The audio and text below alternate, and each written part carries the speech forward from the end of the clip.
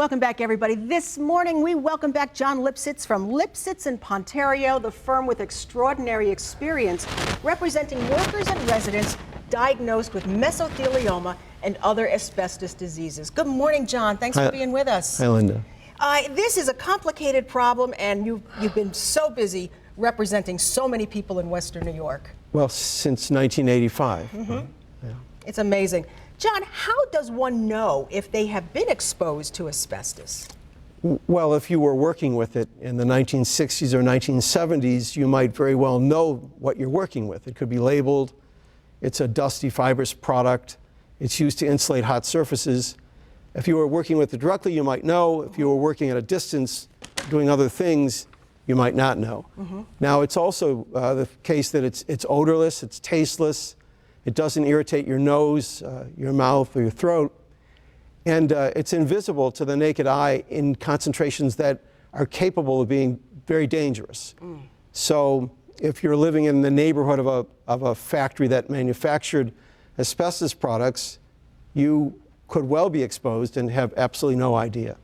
John, how are the owners of the plant responsible for the effect that operations would have had on its own workers and as well as neighborhood residents? Well, let's take, for example, a large plastics plant in North Tonawanda that operated until the early 90s and that used large quantities of raw asbestos from the late 50s to the late 70s.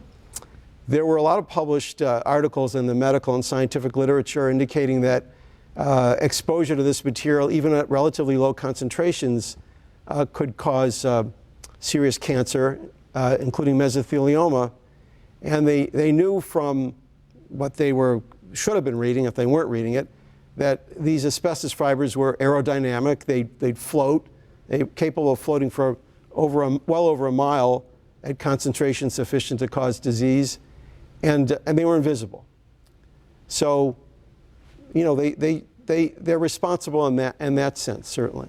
All right, now this is very concerning, of course, for the folks who lived or worked around the Durez facility. We have information that's going to come up that we can literally find out more and how you can help them. Sure. Well, we're having actually an informational seminar, a free seminar for people that either worked at the Durez plant or lived in the neighborhood or worked at other sites in the neighborhood, and that's being held at the Knights of Columbus on Erie Avenue in North Tonawanda on Tuesday, April 21st from 6 till 8 p.m.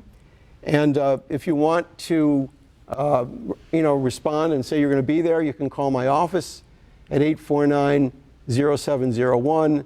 You can go on our Facebook page, and there's an event page that you can use to respond.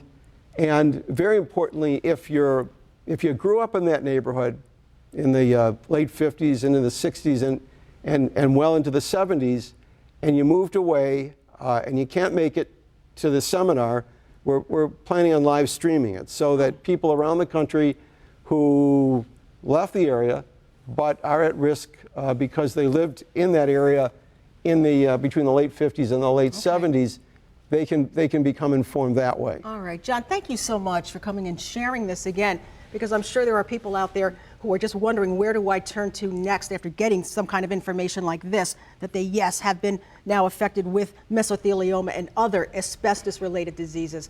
Thanks so much, everybody. Find out more about this and attend. And the first thing you want to do is log on to lipsitzpontario.com. Thank you, Lynn.